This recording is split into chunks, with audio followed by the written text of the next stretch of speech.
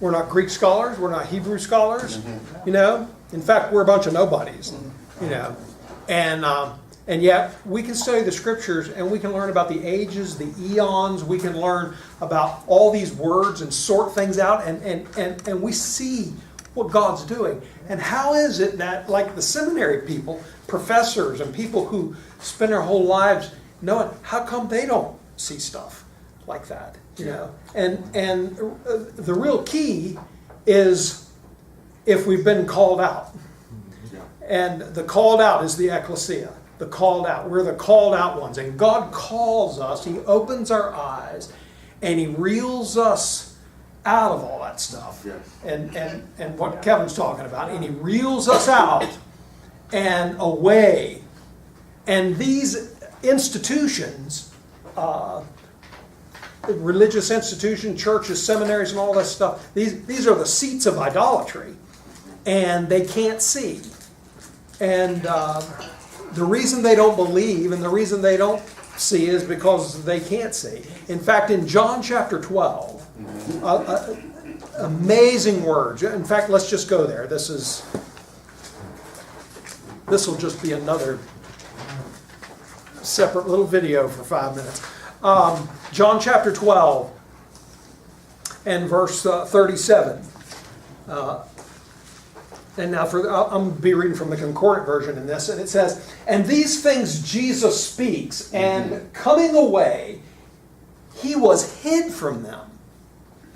Yet after His having done so many signs in front of them, they believed not in Him, that the word of Isaiah the prophet," this is John 12:38 now, that the word of Isaiah the prophet, which he said, may be being fulfilled, "Lord, who believes our tidings?" You know, we could ask that, right? Right, We talk to people, and you know, you get one or two responses. Well, every now and then you get a really negative one. And that's not even my general response I get. You know, but people are just like, you know, they just nod and, you know, like they're, you know, either that or they just say, "I don't know what you're talking about." You know, and he says here, who has believed our tidings? The arm and the arm of the Lord, to whom is it revealed? Now, notice what he says. Therefore, they could not believe. Go ahead. Seeing that Isaiah said again that He has blinded their eyes and calloused their hearts, lest they may be perceiving with their eyes and should be apprehending with their heart, and they may be turning about, and I shall be healing them. He said, you know what? People couldn't help but believe, unless He blinded them and prevented them from believing. He did it lest they would believe. And so He said they did not believe because they could not believe.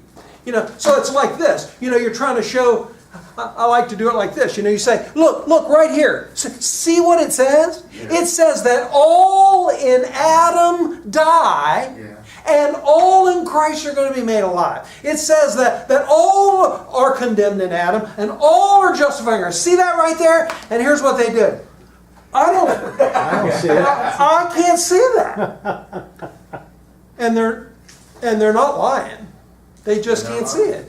And it's just as plain. And now we do have to think, how many times did we ever read the book of Romans before we ever came to Romans chapter 5? Verse 18, you know, and one day, or 1 Corinthians chapter 15, and we said, well, where was that verse hiding? Who stuck that in there? I didn't see that before. At least we never saw it that way before.